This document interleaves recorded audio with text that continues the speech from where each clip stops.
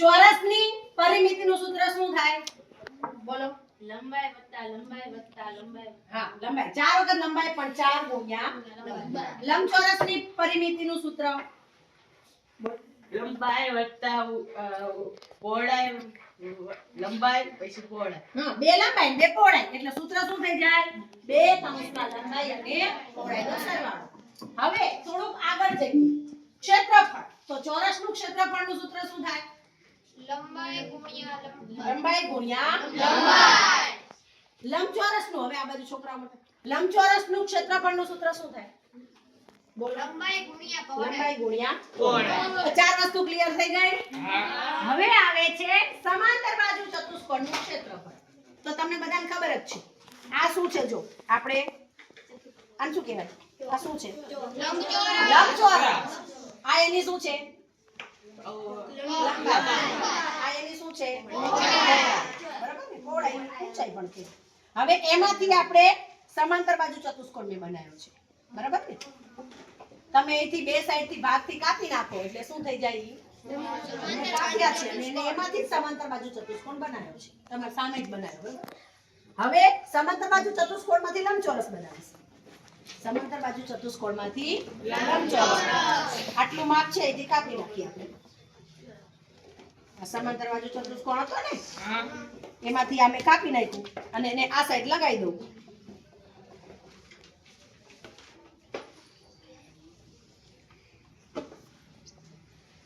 થઈ ગયો ચોરસ?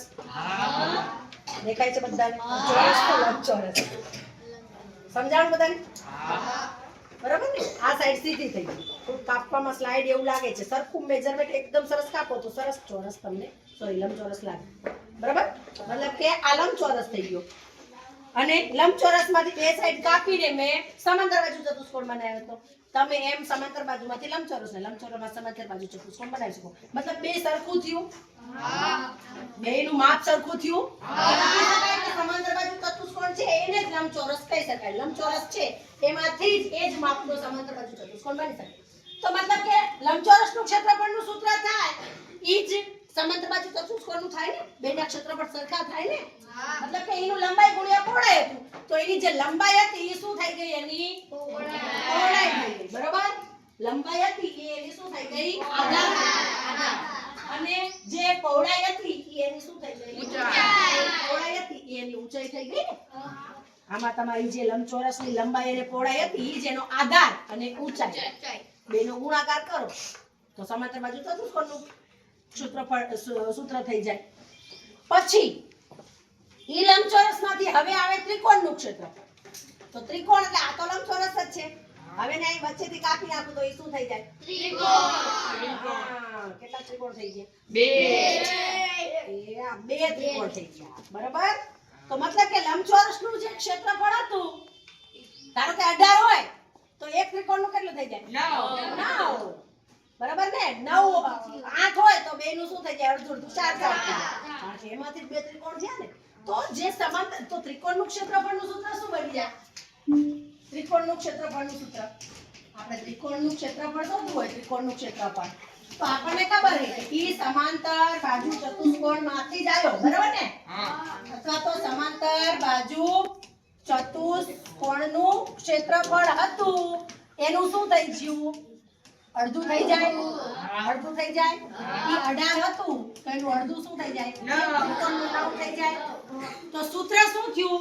સૂત્ર આની જગ્યાએ તમે સૂત્ર શું લખી શકો કે 1/2 આધાર ગુણ્યા ઊંચાઈ. કારણ કે જે સમાંતર બાજુ ચતુષ્કોણનું જે સૂત્ર હતું એનું જ અડધું ઈ ત્રિકોણનું ક્ષેત્રફળ. સમજાય કે ત્રિકોણનું ક્ષેત્રફળ? હવે આગળ શું આવે છે? વર્તુળનું. હવે આને શું કહેવાય? વર્તુળ છે ને? વર્તુળમાં અમુક વસ્તુ તમને હું પૂછું છું જવાબ આપજો. આ વર્તુળ છે. બરાબર? આ વર્તુળ છે. હવે આ વર્તુળ આ ઈ જ વર્તુળમાંથી મેં લીધું છે. બરાબર? તો હવે મારે આની ફરતે કઈ પણ કલરની દોરી લગાવી છે કે કઈ પણ લગાવવું છે તો મારે શું શોધવું? પરિમિતિ. પરિમિતિ. બરાબર ને? આટલી દોરી તો એની લંબાઈ આમ કરીને આમ તમે લઈ લો આ રીતના આમ ગોળ મૂકો અને પછી તમે આમ ગોલ ગોલાઈ કરીને માપી લો અને પછી ફૂટપટ્ટી માપી લો તો એટલી દોરી જોઈએ. તો ઈ દોરીની લંબાઈ આખી આવે એને શું કહેવાય? પરિમિતિ. એક કાંટો હોય તો એક, બે કાંટા હોય બે પરિમિતિ. પણ વર્તુળ માટે આપણે શું શબ્દ વાપરવાનો? પરિઘ. વર્તુળનો પરિઘ. બરાબર? અને હવે મારે આના ઉપર કલર કાગળ લગાવવું છે તો ક્ષેત્રફળ. તો મારે શું શોધવું પડે? ક્ષેત્રફળ. શું શોધવું પડે? ક્ષેત્રફળ. કલર કાગળનું મારે ક્ષેત્રફળ શોધવું હોય. હવે પહેલા તો પરિઘ માટેનું સૂત્ર જોઈ લઈએ આપણે કે વર્તુળનો પરિઘ.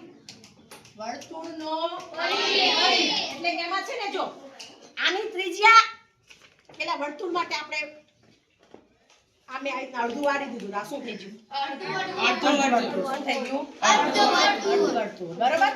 તો હવે આ વચ્ચે લાઈન દોરાઈ ગઈ એને શું કહેવાય? કોને આવડે છે? છોકરાઓનો જવાબ આપ સાહેબ. કોને આવડે છે? આને શું કહેવાય? બોલો બોલો વિરેન. વ્યાસ. વ્યાસ શું કહેવાય? વ્યાસ. અને એને મોટામાં મોટી બીજું પણ કહી શકાય. મોટામાં મોટી હા શું કહેવાય? મોટામાં મોટી જીવા. મોટામાં મોટી જીવા પણ એને કહેવાય. હવે આને આમ કે નામ અડધું વર્તુળમાંથી આમ કે નામ વાળી દીધું તો એ શું બની ગયું? એ શંકુ બની ગયું. ત્રિકોણ. હા શું બની ગયું? આને તમે બાદ કરી દેજો એવી રીતનું લાગે ત્રિકોણ એમ સમજાય છે. બાકી આમ ત્રિકોણ નથી. હવે આ અડધી લાઈન થઈ એને શું કહેવાય?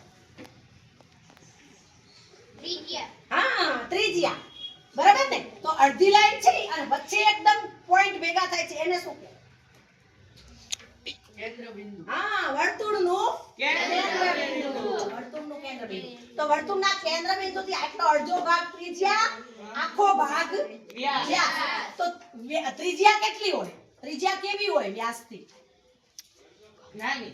નાની પણ કેવી કહેવાય એને? અડધી. અડધી. અને વ્યાસ કેવો હોય? ત્રિજ્યા કરતા બરાબર ને? ડબલ. આ વસ્તુ સમજાઈ પછી હવે જો આ વ્યાસ કદાચ 7 સેન્ટીમીટર હોય 7 સેન્ટીમીટર તો આની આ બધીની ગોળાઈ જે ડાયામીટર મતલબ જેનો પરિઘ છે એ કેટલો થાય ખબર છે? એ એની વ્યાસ કરતા 3 ગણાથી વધુ હોય. તો 3 ગણું કરો. 7 વ્યાસ હોય તો 7 નું 3 ગણું એક. તો આ આખો જે લંબાઈ છે એ આપણે દોરીથી માપી. ઈ દોરીથી માપો તો ઈ માપપટ્ટી માપો તો ઈ માપ કેટલું આવશે? એકવી આવશે. એકવીથી વધુ આવે. હા એકવી થી વધુ. વધુ આવશે. સમજાણું? એકવી થી કેવું આવે? કારણ કે ઈનો રેશિયો છે ને ઈ અચળ એટલે પાઈ તરીકે એને દર્શાવવામાં આવે. ઈનો જે ગુણોત્તર બેનો લેવામાં આવે ને તો ઈ ગુણોત્તર 3.14 છે. આ સાબિત થયેલી વસ્તુ છે એટલે ઈ અચળ તરીકે એને દર્શાવવામાં આવે છે. તો જ્યારે પરિઘ શોધવામાં આવે તો 2 પાઈ r એવી જે ત્રિજ્યા હોય એને 2 ગણી કરવામાં આવે અને એને પાઈ દર્શાવવામાં આવે તો એનું મૂલ્ય એનો બેનો રેશિયો કર્યો છે ને એવી રીતે 3.14 મૂલ્ય આવે છે. એટલે એ માટે પાઈને અચળ તરીકે આ પરિઘના સૂત્રમાં લેવામાં આવે છે. એટલે એનું સૂત્ર થાય પરિઘ થાય 2 પાઈ r. તો હંમેશા વર્તુળનો હવે આ જે તમારે શોધવું હોય આ માપ તો ઈ તમને ખબર પડી કે ઈ વ્યાસથી 3 ગણાથી વધુ હોય પણ ઈ શોધવું હોય તો તમારે આ સૂત્રનો ઉપયોગ કરવો પડે. તમે કહો છો કે એક વિધિ વધારે આવે પણ એક વિધિ વધારે આવે પણ પ્રોપર આંકડો ગોતો તો તમારે 2 પાઈ r સૂત્ર મૂકવું યાદ રહી જશે. હવે વર્તુળનું સૂત્ર પરિઘનું. હવે શું આવે? વર્તુળનો શું આવે? વર્તુળનું શું આવશે? ક્ષેત્રફળ. પાઈ r નો વર્ગ. કારણ કે એમાં શું થાય છે જો આ વર્તુળ છે ને તમે આવી રીતના કેટલાય ટુકડા કરતા સૂત્રની સાબિતી શીખવાડું છું. આમાં જેટલા ટુકડા તમે આવી રીતના વાળતા જાઓ અને ત્રિજ્યાએથી એને કાપતું જવાનું. સમજાય છે? એના જે ત્રિજ્યાના ભાગ થશે ને કેન્દ્ર થશે એ ત્રિજ્યાના ભાગેથી તમારે કટિંગ કરતું જવાનું. જેટલા નાના ભાગ થઈ શકે ને એટલા કટિંગ કરવાનું. ચલો આપણે કટિંગ કરી લઈએ. ફરી સ્ટોપ કરી દેવી.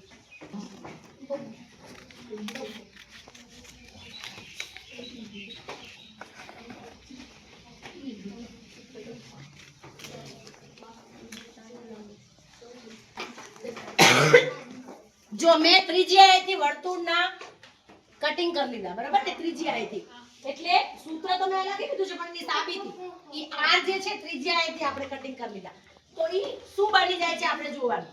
એને લાંબો કરો આ રીતના ઊંધા સવડા તમે ગોઠવતા જાઓ બરાબર ને બધા ભાગને આવી રીતના તમે ગોઠવતા જાઓ. માર સરખું કટિંગ નથી ઉતાવળમાં તમે વ્યવસ્થિત એકદમ માપ સાથે કટિંગ કરો તો બહુ સરસ ફિનિશિંગ આવે. ચલો હવે ધ્યાન રાખો બધા. તો શું બની જશે કોઈ કહેશે? લંબ હા બોલો, કોણ બોલ્યું? નો, લંબચોરસ બન્યું. લંબચોરસ બની જશે. અને જેટલા નાના નાના કટિંગ કરશો તો એ પ્રમાણે લંબાઈ બનશે. એ પ્રમાણે જો અહીંયા બની ગયું છે, જોઈ લે બધા. હમણાં ઊભા થઈને જોવું જોઈએ. જો બની ગયું, મતલબ લંબચોરસ જેવું લાગે છે. તો એ શું છે તમને ખબર છે? લંબાઈ